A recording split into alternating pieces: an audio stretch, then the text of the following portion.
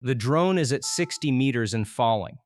On the thermal feed, the road below runs pale gray, a ribbon of compacted dirt cutting through dark fields somewhere in the Russian-held rear. The image carries no sound, no horizon to speak of, only that washed-out grayscale where warm reads bright and cold reads dark. And for the first second or two, there is nothing in the frame but cooling earth and the faint smear of ditch water along the verges. Then the camera tips forward and the craters come into frame. 1, 2, 3, punched into the surface in a line that is almost but not quite straight. The operator holds the shot. 4 seconds, 8, long enough that this stops being a damage clip and starts being a question. Because the spacing is wrong. Not random wrong, deliberate wrong. Why would anyone crater a road and leave the easiest way around it completely intact? Retention_checkpoint 0 o'clock hook. That single pass, 19 seconds long, recorded off a reconnaissance feed with no commentary and no metadata beyond a timestamp, is the entire subject of this episode. Not a famous strike, not a named commander, a piece of ordinary battle damage footage of the kind that scrolls past 10,000 timelines a week. We are going to slow it down, measure it against the road itself, and show you why 3 holes in a dirt track are not damage at all. They are a sentence. And once you can read it, you will not be able to unsee it on any other road in this war. Retention_checkpoint 030 resolution tease. First, the ground rules. We hold this clip in our reconnaissance library among several hundred others, and we have kept the precise grid out of this episode deliberately, because exact coordinates of an active rear area route are the kind of detail that gets people on the ground hurt. What we can tell you is the geometry, because geometry travels. The road is a single-lane unpaved supply track in the contested Eastern Theater, filmed in the spring of 2025, in the period when the war along that front had settled into something most viewers never see on the news. Not assaults, not flags on maps, but the slow, grinding fight over who can move a truck from A to B without losing it. That fight is the real war here, and almost nobody documents it. Frontline footage sells: a burning vehicle, a trench assault, a missile intercept over a city. Logistics does not. There is no drama in a fuel Bowser that arrives on time. But by 2025, the front had reached a state where neither side could mass armor in the open and survive. And so the contest moved backward, into the rear, onto the access roads. Whoever controlled the last few kilometers of dirt before a position controlled whether that position ate, shot, and held. Roads became the terrain.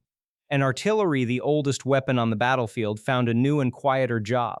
Think for a moment about what that means for the people who drive these routes. The men hauling shells and water and diesel up the last stretch toward a forward position are not, as a rule, the soldiers anyone films. They make the run at night, lights off, in trucks that are often older than the war itself. And the difference between a routine delivery and a catastrophe is frequently nothing more than which lane they chose at a fork no map bothered to mark. They learn the roads by feel, by rumor, by the wreck of whoever went before them. And it is precisely that hard-won, sensible road sense that the pattern on this clip is built to exploit. The trap is not aimed at a vehicle. It is aimed at a habit. Here is the distinction the whole episode turns on. So let us set it down plainly. There are 2 reasons to put a shell into a road. The first is denial. You want the road gone, impassable, finished, so you crater it edge to edge, you drop the shoulders into the ditches. You make it cheaper for the enemy to build a new road than to fix the old one.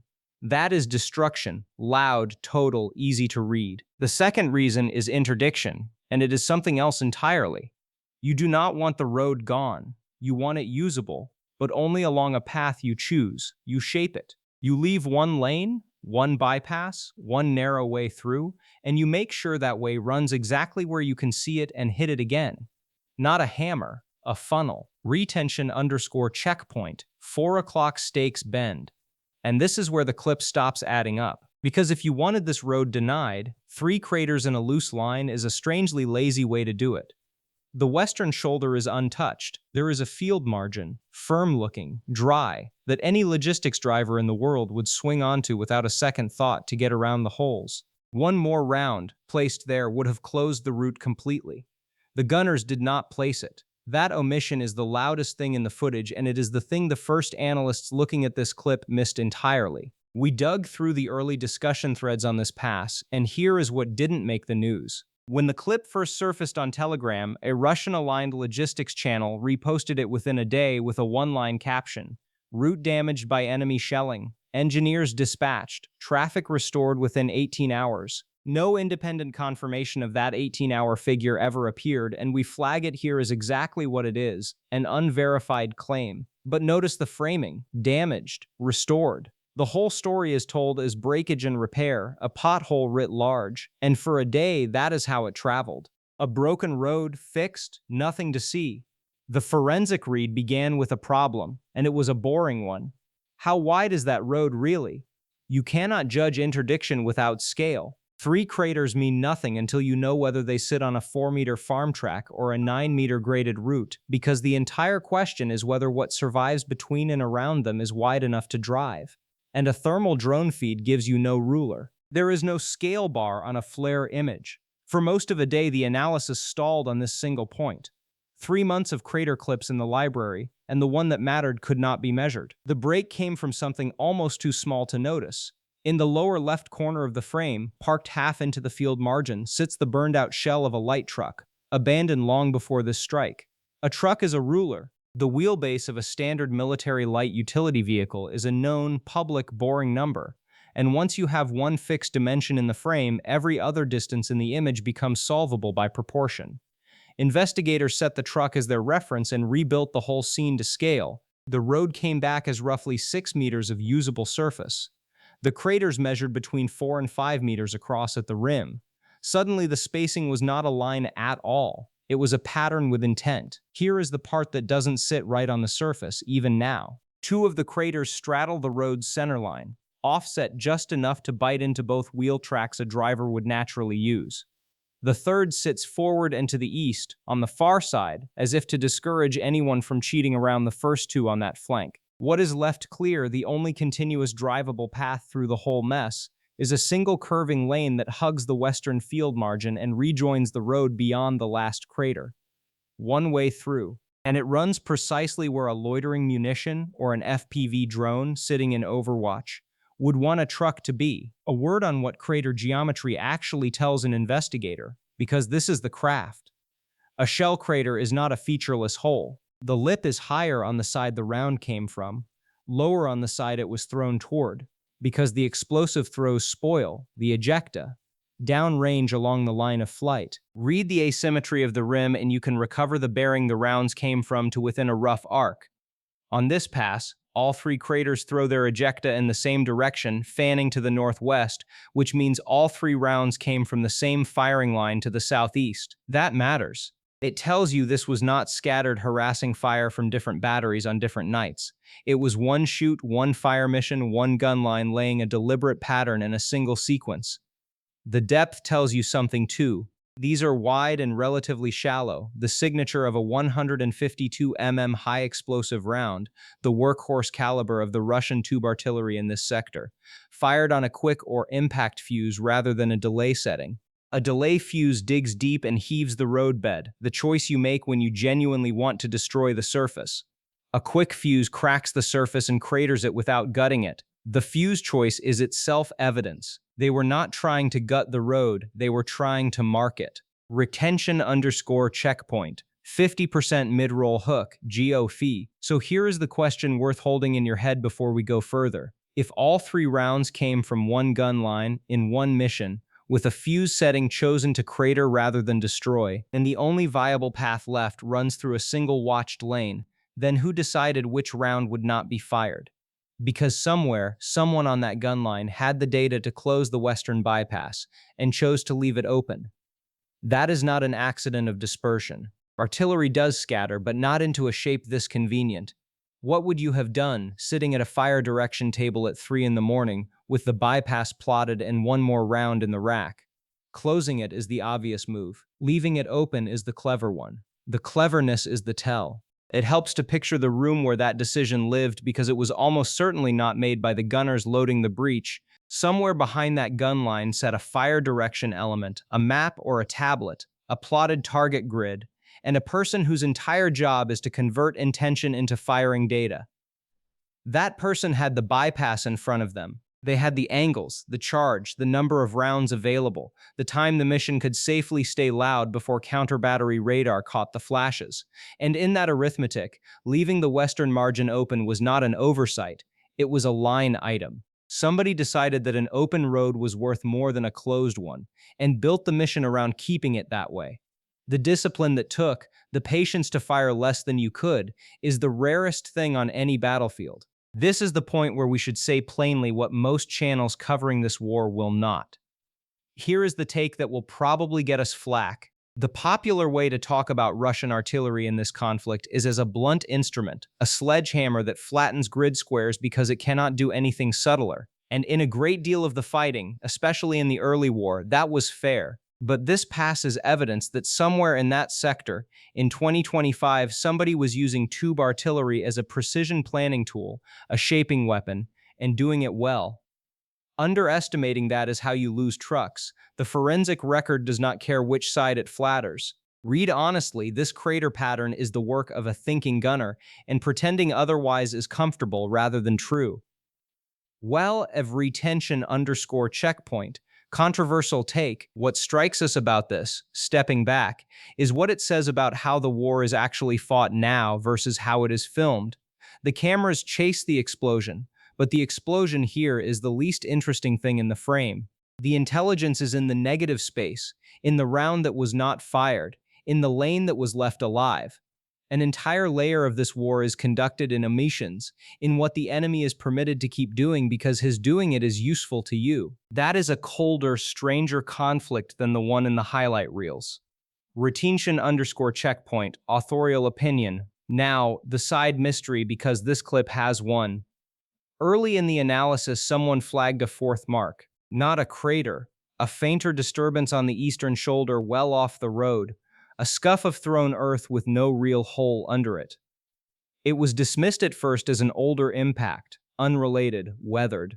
It was not. When investigators matched the ejecta arc of that faint mark to the three main craters, it lined up on the same firing bearing, a round from the same gun line, landing off the road, days or hours before the main shoot. There is a name for that round. It is a registration shot, a ranging round, fired to confirm the gun's data against the actual target before the real mission.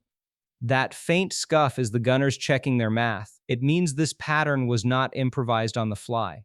It was rehearsed, and once you see the registration shot for what it is, the whole timeline of the operation unfolds backward in front of you. Before the three craters, before the funnel, there was reconnaissance.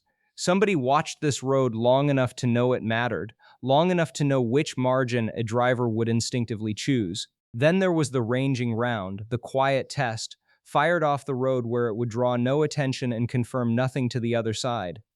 Then a pause, hours or days, while the data sat ready, and only then the mission itself, 3 rounds in sequence, each placed to the centimeter against a plan that had already been proven. By the time the road took its first real hit, the trap was not being designed, it was being sprung. The obstacle at this stage was confirmation, and weather nearly buried the whole read. To prove the pattern persisted, that traffic really was being funneled through the surviving lane over the following days, you want overhead imagery of the road in use. But the sky over the eastern theater that week was thick with low cloud, and optical satellites see nothing through cloud. Planet Labs and Sentinel-2 passes came back as gray smears for the better part of 4 days. The forensic timeline simply stopped. You could read the trap in the crater clip, but you could not yet prove anyone had walked into it. The proof, when it came from radar, not light. Synthetic aperture radar sees through cloud, and a SAR pass over the sector caught the road during a break in the weather window. On the radar return, the 3 craters showed as bright scatter, and threading between them, hugging the western margin exactly where the forensic read predicted, was a fresh, compacted vehicle track. Traffic had not stopped. Traffic had been rerouted precisely into the single lane the gunners had left open. The funnel worked. The road was not denied. The road was governed. Retention_checkpoint micro final/cliffhanger. And the second drone was the proof that it was a trap and not just a clever piece of road shaping. In the days bracketing the SAR pass, OSINT analysts watching that sector logged repeated reconnaissance overflights of this exact stretch, a loitering platform of the kind both sides use for persistent overwatch, returning again and again to a road that, on the Russian logistics narrative, was simply broken and being repaired. You do not station a recon asset over a pothole, you station it over a kill box. The overwatch is what turns a funnel into a trap.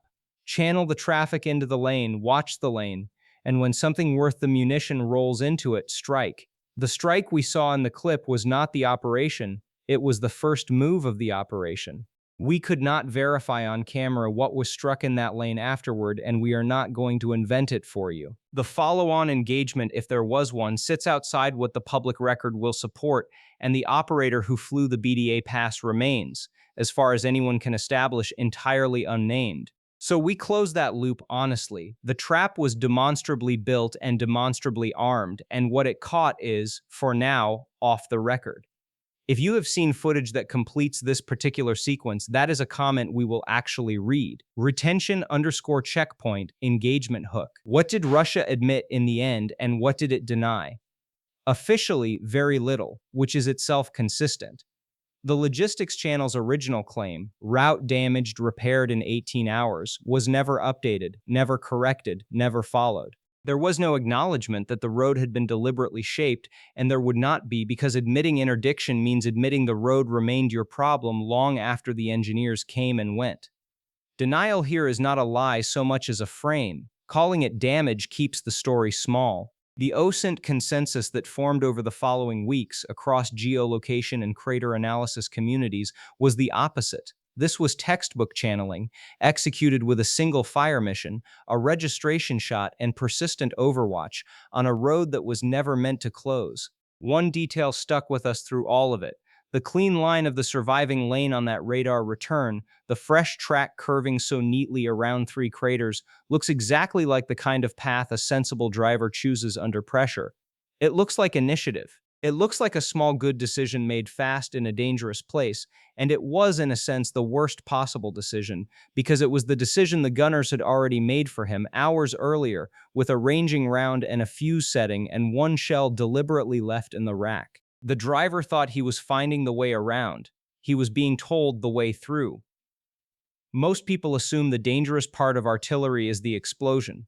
The evidence on this road says otherwise. The dangerous part is the planning, the part you cannot see, the part that decides where you will be standing when the next round comes. A crater is not the end of a thought. On a road like this one, it is the beginning of one. That is what a single 19-second clip will give you if you measure it instead of scrolling past it. Not a battle, a way of seeing. 3 holes in a dirt track that turn out to be a complete tactical sentence, written in earth, legible to anyone willing to find the ruler in the corner of the frame. The cameras will keep chasing the explosions. The war, increasingly, is in the omissions. If you want to keep learning to read the negative space, the rounds that were not fired and the roads that were left alive on purpose, this is the channel that does nothing but that, one piece of evidence at a time. Retention_checkpoint, last 60s payoff plus open loop.